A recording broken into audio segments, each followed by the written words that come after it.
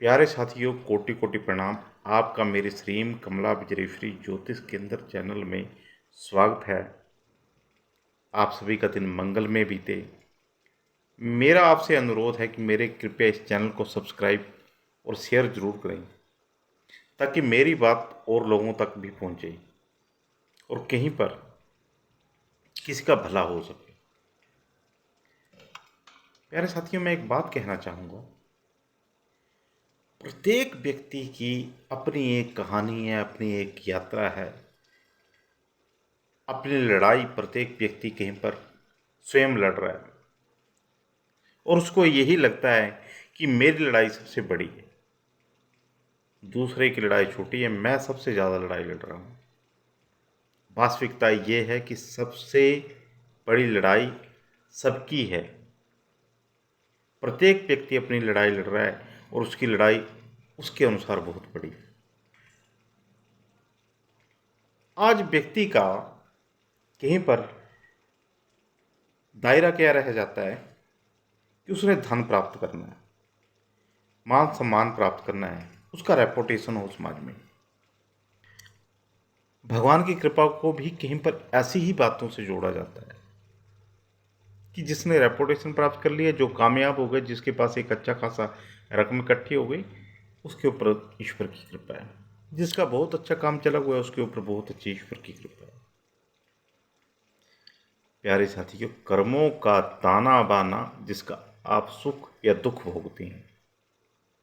मैं बात को लंबा न खींचते हुए एक छोटे से आपको राज से अवगत कराना चाहूँगा।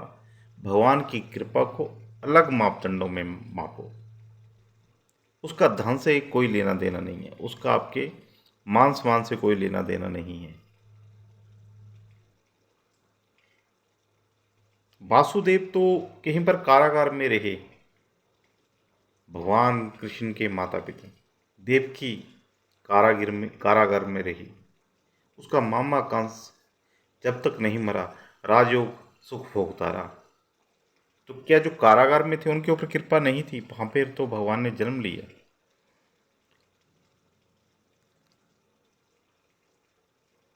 मैं थोड़ा सा आपको एक कहानी सुनाता हूं आज। इस कहानी के ऊपर गौर करना। एक बार देवर्षि नारद और भगवान विष्णु रूप बदलकर भिक्षाटन करने के लिए पृथ्वी लोक पर आते हैं।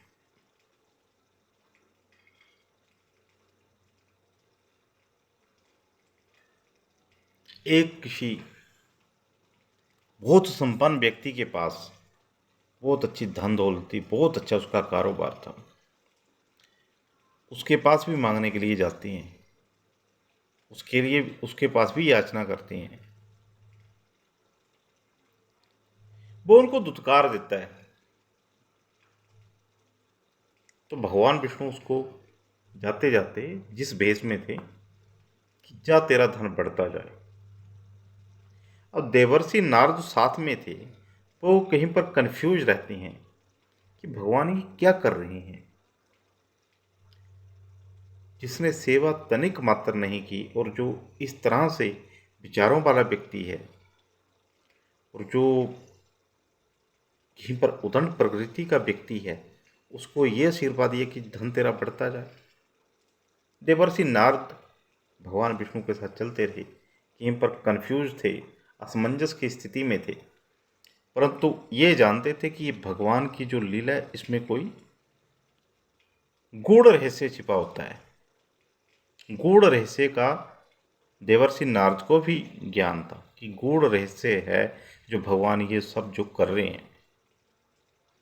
अब ऐसे ही एक ब्राह्मणी के घर में भी चले जाते हैं, एक स्त्री के घर में चले जाते हैं, गरीब स्त्री। वहां पे खाने की भोजन की याचना करते हैं। वो स्त्री बोलती है कि प्रभु महात्मन, मेरे पास तो भोजन नहीं है, भोजन की कमी है, परंतु आप रुकिए, मेरे पास एक गाय है और गाय का दूध मैं अक्सर मेरे पास रहता है, गाय का दूध। तो मैं आप तनिक रुकिए, मैं आपको गाय का दूध पिलाती हूँ। वो गरीब स्त्री उन महात्मन को वो गाय का एक एक दूध का गिलास पिला देती है। भगवान विष्णु जाते हुए उसको आशीर्वाद या बद्दुआ देते हैं कि जा तेरी ये गाय मर जाए। अब चूंकि ये अति की सीमा थी, देवर्षि नारद कहीं पर कंफ्यूज हो जाते हैं कि प्रभु ये क्या है, ये क्या, कौन सी लीला आपकी और क्या कर रहे हैं आप, मेरी समझ से बाहर है। भगवान विष्णु बोलते हैं कि मैंने दोनों का कल्याण किया। प्रभु आपने कल्याण कैसे किया, मेरी समझ में नहीं आया। तो जो ये दो धन्ना सेठ था, पैसे वाला व्यक्ति था, उसकी 100% आसक्ति जो थी उसकी धन में है। वो मेरी तरफ नहीं मुड़ेगा, भगवत भजन की तरफ नहीं मुड़ेगा। वो करेगा भी तो फॉर्मेलिटी, कहीं पर धूप जोत कर दिया, ये दान किया तो अपना नाम बढ़ाने के लिए। इस तरह के विचारों वाला वो व्यक्ति है, उसकी आसक्ति धन में है। तो मैंने उसको देख लिया, मैंने उसके हृदय को मैंने देख लिया, उसके मन की भावनाओं को मैंने माप लिया। तो मैंने उसको आशीर्वाद दे दी कि तेरा धन बढ़ता जाए। अब वो धन बढ़ाता जाएगा और सर्प योनि में बैठ के फिर अगले जन्म में भी धन की सुरक्षा ही करेगा।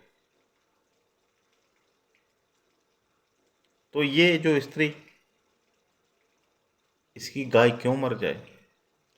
भगवान विष्णु कहने लगे, देवर्षि नारद, इसकी 99.99% आसक्ति मेरे साथ है, ये मेरे में लीन रहती है। कहीं पर इसकी आसक्ति की थोड़ी सी जड़ जो है वो इस गाय में रह गई है। तो मैंने गाय को ये बोल दिया कि ये मर जाए। अब इसका क्या होगा? गाय का तो वो उसमें आ गया, कोई मेरे कहने से नहीं, वो उसमें आ गया इसका। इसको भी कहीं अच्छे लोग की प्राप्ति हो जाएगी गाय को। और ये जो वृद्ध स्त्री है, इसकी आसक्ति चूंकि मेरे साथ है, परंतु कहीं पर गाय के साथ जुड़ी हुई थी, वो मैंने ख़त्म कर दी। तो इसका जो फिर जन्म होगा वो मेरे पुण्य लोक में होगा और इसका मैंने कल्याण कर दिया। अब देवर्षि नारद भगवान विष्णु के चरणों में लोटपोट हो जाते हैं। तो मैं आप लोगों के सामने ये कहानी लेकर क्यों आया कि आप लोग अपने मापदंडों के अनुसार ऐसा कभी मत समझिए कि कोई धनवान है, बहुत ज़्यादा पैसा आ रहा है, बहुत ज़्यादा उसको, क्या बात है, उसके ऊपर बड़ी ईश्वर की कृपा। और जो एक दीनहीन गरीबी का जीवन व्यतीत कर रहा है, उसके ऊपर ईश्वर की कृपा नहीं। ऐसे भी ईश्वर की कृपा को मत नापिए। तो सुदामा के साथ ईश्वर की कृपा नहीं थी? जिसके बेर भगवान श्री रामचंद्र ने भीलनी के खाए थे, क्या उसके ऊपर भगवान